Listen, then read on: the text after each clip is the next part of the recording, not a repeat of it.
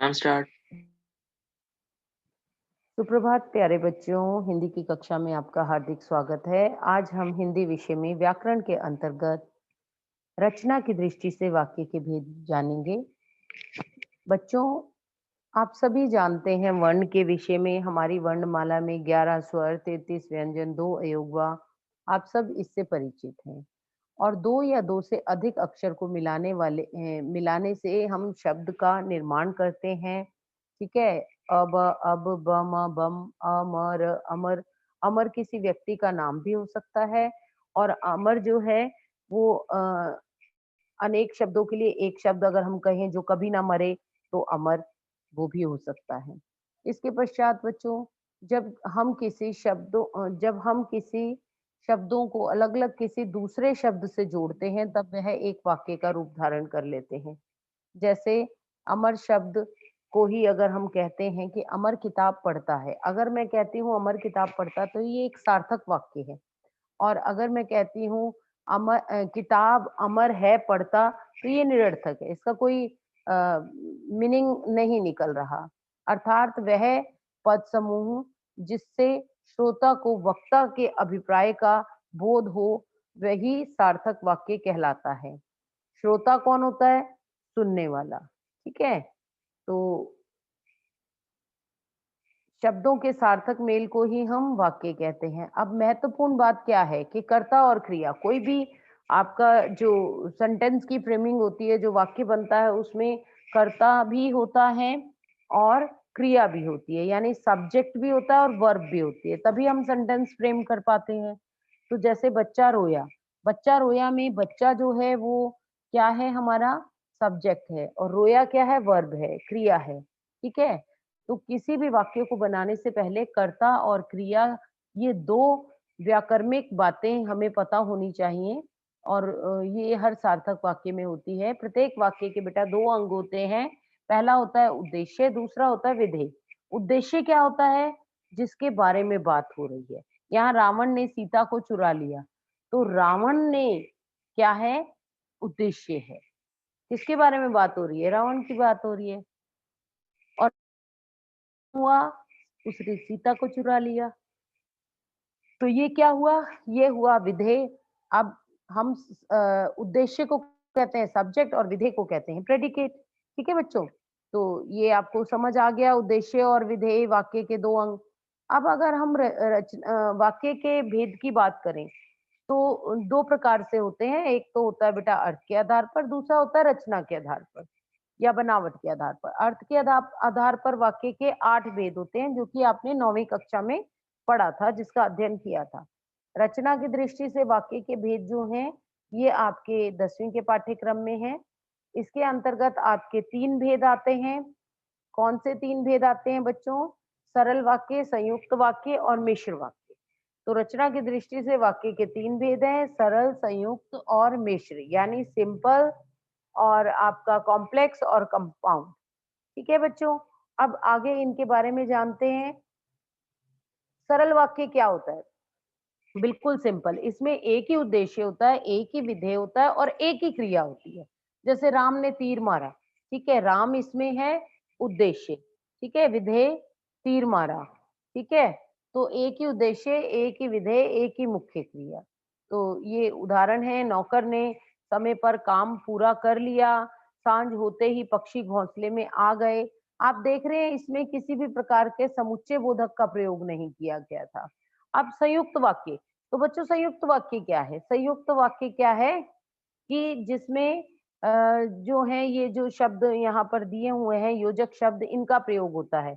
यानी कि ये समानाधिकरण समूचे बोधक द्वारा समानाधिकरण समूचे बोधक शब्दों द्वारा दो या दो से अधिक स्वतंत्र वाक्यों को जोड़ा जाता है। ठीक है। मैंने उसे बुलाया, मैंने उसे बुलाया, ये अपने आप में एक संपूर्ण वाक्य है। वह नहीं आया, ये अपने आप में एक संपूर्ण वाक्य है।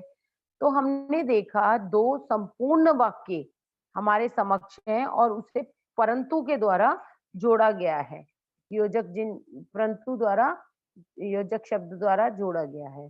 तो हमारे पास क्या बात जो हमें समझने वाली है, वो क्या बात है कि जो इसमें संयुक्त वाक्य में 2 स्वतंत्र 2 या 2 से अधिक स्वतंत्र वाक्यों की हमें प्राप्ति होती है, ठीक है?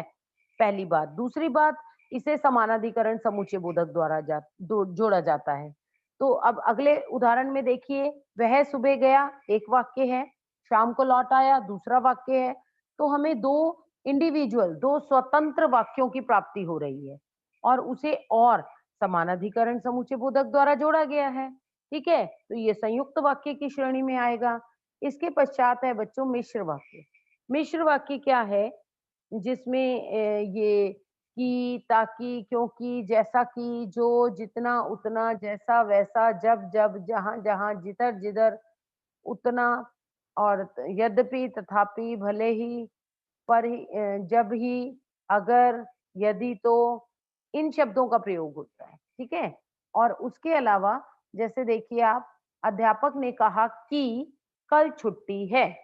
तो यहाँ पर क्या होता है बेटा, मिश्र वाक्य में एक प्रधान होता है वाक्य और दूसरा आश्रित होता है।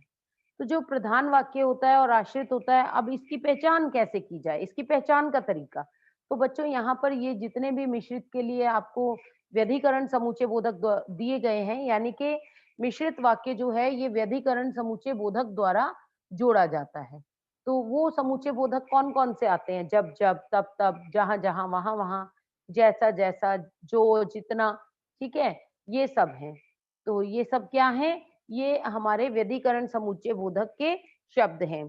तो बेटा ये अब आगे देखिए, यहाँ मैंने कहा था अध्यापक ने कहा कि कल छुट्टी है। अब अध्यापक ने कहा ये तो होगा हमारा प्रधान और कल छुट्टी है ये होगा आश्रित। अब आप कहेंगे मैम ये कैसे पता करें हम कि कौन-सा प्रधान है और कौन-सा आश्रित है? तो बेटा आपको एक मैं सरल उपाय बता रही हूँ, यहाँ पर कि का प्रयोग हुआ है। ठीक है? अध्यापक ने कहा कि, ठीक है? तो इसके अंतर्गत यदि हम इसका प्रयोग कर रहे हैं तो देखिए, जहाँ पर भी व्यधिकरण समुच्चय बोधक आएगा, उसके आगे वाला आश्रित होगा, उससे पहले वाला जो होगा वो प्रधान होगा।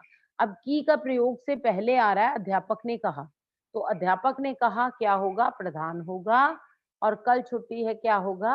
आश्रित होगा। अब आगे देखिए, यद्यपि दुबला-पतला है, तथापि वह ताकतवर है। इसमें देखिए प्रधान कौन-सा है और आश्रित कौन-सा है? तो इसमें प्रधान कौन-सा है कि यद्यपि वह दुबला-पतला है, ठीक है? तथापि वह ताकतवर है। तो तथापि वह ताकतवर है, ये तो प्रधान हुआ और यद्यपि वह दुबला-पतला है, ये आपका हुआ क्या? आश्रित। तो मिश्र वाक्य में बेटा एक प्रधान होता है, एक आश्रित होता है। प्रधान के कोई आगे सब पार्ट्स नहीं होते हैं, भेद नहीं होते हैं, लेकिन आश्रित के होते हैं। ठीक है? तो आश्रित में क्या करेंगे हम? आश्रित के लिए इसके 3 भेद होते हैं, संज्ञा आश्रित उपवाक्य, सर्वनाम आश्रित उपवाक्य और विशेषण आश्रित उपवाक्य। के और विशेषण आश्रित उपवाक्य और क्रिया विशेषण आश्रित उपवाक्य। तो यानी कि आश्रित उपवाक्य के 3 भेद होंगे मिश्र वाक्य के अंतर्गत। ठीक है बच्चों? तो संज्ञा के अंतर्गत क्या होगा? देखिए अब यहाँ पर जो दे रखे हैं, मैंने आपको व्यधिकरण समुच्चय बोधक जो बताए हैं, इनके अंतर्गत आ रहा है की। ठीक है? तो ये जो की है, जो वाक्य की से जुड़ा होगा, जैसे यहाँ पर एक उदाहरण दिया गया है, देखिए अध्यापक ने कहा कि कल छुट्टी है। अब इसमें की आ रहा है, तो जिसमें भी की से व्यधिकरण समुच्चय बोधक आएगा, वह क्या होगा? वह हमेशा हमारा संज्ञा आश्रित उपवाक्य होगा, ठीक है?